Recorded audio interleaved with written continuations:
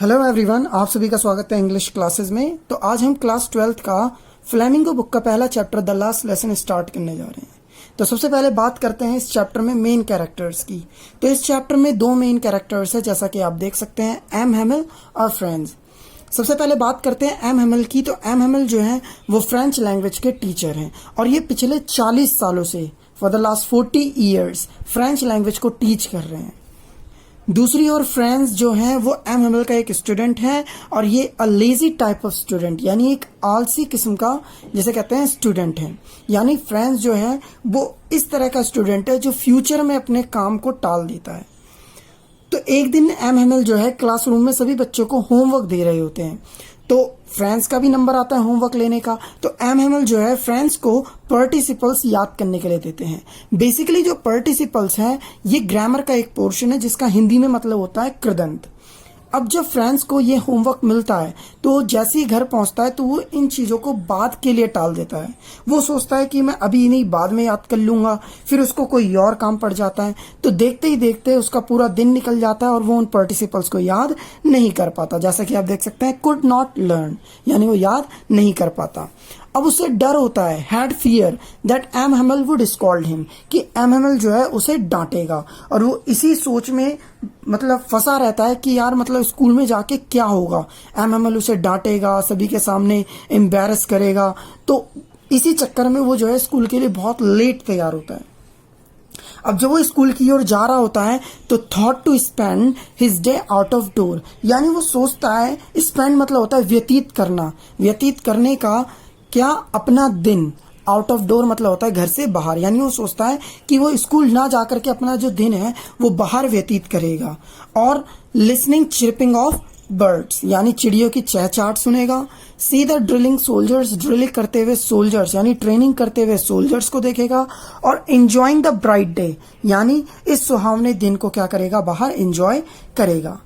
लेकिन फाइनली वो अपना जो डिसीजन है वो चेंज कर देता है और वो कहाँ की ओर चल पड़ता है, अपने स्कूल की ओर।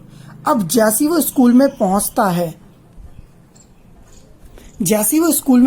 है, तो सबसे पहले वो क्या नोटिस करता है कि crowd gathered around the bulletin board, कि बुलेटिन बोर्ड के चारों ओर एक बहुत बड़ी भीड़ इकट्ठा हो रखी होती है। बेसिकली ये जो बुलेटिन बोर्ड है ये उस स्कूल में बहुत ही, जैसे कहते हैं, इंपॉर्टेंट रोल प्ले करता है। जितनी भी वॉर से रिलेटेड न्यूज होती है, जितनी भी विक्ट्री से रिलेटेड न्यूज होती है, वो सारी इसी बुलेटिन बोर्ड पे छपी होती है। तो बेसिकली जो फ्रेंड्स होता है उसे ये पता होता है कि बुलेटिन बोर्ड पे कुछ ना कुछ इंपॉर्टेंट न्यूज़ तो आई है, लेकिन उसे ये भी पता होता है कि वो ऑलरेडी स्कूल के लिए, ऑलरेडी क्लास के लिए बहुत लेट हो चुका है और उसके पास इतना समय नहीं है। इसलिए वो क्या करता है, अपने क्लासरूम की ओर बढ़ता है। अब जैसे ही वो अंदर की ओर जाता है स्कूल में तो क्या नोटिस करता है कि वहां पे पिन ड्रॉप साइलेंस होता है। पिन ड्रॉप साइलेंस मतलब होता है सन्नाटा, यानी कहने का मतलब होता है एकदम शांति वहां पे छाई हुई होती है। सीम्स लाइक संडे मॉर्निंग, मानो जैसे संडे की सुबह हो। यानी कहने का मतलब ये होता है कि उसे ऐसा फील होता है कि जैसे स्कूल की मानो आज छुट्टी हो और आज संडे की मॉर्निंग हो। जबकि दूसरे दिनों में क्या होता था कि वहां पे बहुत भीड़ भाड़ रहती थी, वहां पे बहुत शोर शराबा रहता था। जो बच्चे, जो स्टूडेंट्स होते थे वो यूनिजन में चैप्टर को रिपीट करते थे, यानी यूनिजन मतलब एक साथ चैप्टर्स को रिपीट करते थे। जो टीचर का जो रूलर होता था उसकी रैपिंग की आवाज़ बहुत जोरों से आती थी। लेकिन आज के दिन में सब कुछ क्या था, अपोजिट था, एकदम वहां पे शांति छाई हुई थी। अब जैसे ही वो अपने क्लासरूम की ओर पहुंचता है तो वो विंडो से सबसे पहले अंदर क्लासरूम में पीप यानी झांकता है। तो क्या देखता है कि स्टूडेंट्स वर लिसनिंग अटेंटिवली, यानी वो देखता है कि सभी के सभी जो स्टूडेंट्स हैं वो एकदम प्रॉपरली अपनी चेयर्स पे बैठे हुए होते हैं और वो एम हेमल को बहुत ध्यानपूर्वक सुन रहे होते हैं। तो ये चीज़ें जो है उसे और ज़्यादा, जिसे कहते हैं, नर्वस सा कर देती हैं। अब वो सोचता है, मतलब डोर पे खड़ा हो जाता है। उसके अंदर हिम्मत नहीं होती कि डोर को खोल के क्लासरूम के अंदर जा सके, क्योंकि क्लास के अंदर एकदम स्ट्रिक्टनेस बनी हुई होती है, क्लास के बाहर कोई होता नहीं है। तो वो जिस भी तरीके से हिम्मत को इकट्ठा करके क्या करता है, दरवाजा खोलता है। उसे लगता है कि आज एम हेमल मतलब उसे बहुत डांटने वाला, उसे बहुत फटकार पड़ने वाली है। लेकिन जैसे ही वो दरवाजा खोल करके अंदर को जाता है तो M Hamel did not scold him. Scold मतलब होता है, जैसे कि मैंने आपको बताया, डांटना। तो एम हेमल जो है वो उसे बिल्कुल भी नहीं डांटता, बल्कि एम हेमल मुस्कुराते हुए फ्रेंड से कहता है कि फ्रेंड आज तुम स्कूल के लिए लेट हो गए, हम तो तुम्हारे बिना ही चैप्टर स्टार्ट करने वाले थे। और उसके बाद एमएमएल जो है फ्रेंड्स को अपनी सीट लेने के लिए कहता है। तो फ्रेंड्स जो है हैप्पी होता है कि एमएमएल ने उसे डांटा नहीं। अब फ्रेंड्स जो है एक और चीज क्लासरूम में नोटिस करता है। वो क्या नोटिस करता है कि जो बैक बेंचेस हमेशा खाली रहते थे, आज उन बैक बेंचेस में कौन थे? विलेजर्स बैठे हुए थे।